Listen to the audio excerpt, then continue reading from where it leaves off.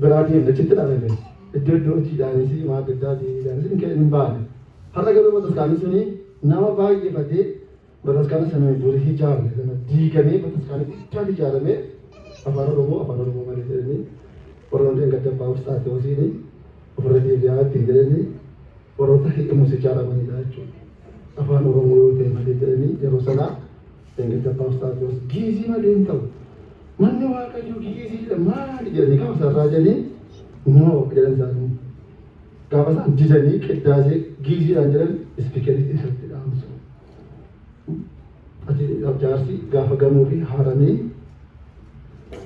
galal debiannya itu adalah kemajuan debian itu berkat karena berapa kali kapan. Nah, nutimbo kayong Kenya, mari kayong Kenya. Wakil pacu, mana wakayo denne, wakayo wakil pacu, motumma wakayo dalu. Afaan Kenyaan, aadaa Kenyaan kan eeggate jechuudha.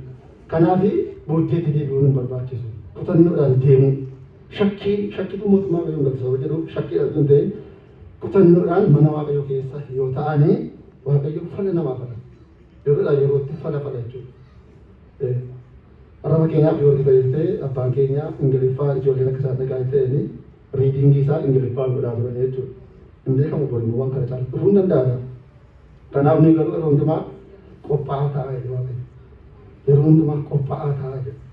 Akka nama yeroo keessummaan tokko namatti dhufu hamma hundeen dhufee maalum jedhachuun qophaa'anii taa'u waa mana keessaa arbooliin keenya durii waan akka raacatii wayii mana keessaa dabalu.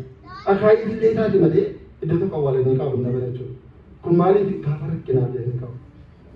Kanaaf waaqayyo hunduma keenyaa wajjin haa ta'u jabaachuun nu barbaachisa jechuudha. Egaa amma kanatti taasisee barumsa wangeelaa irraa koree filachiiftus qabna.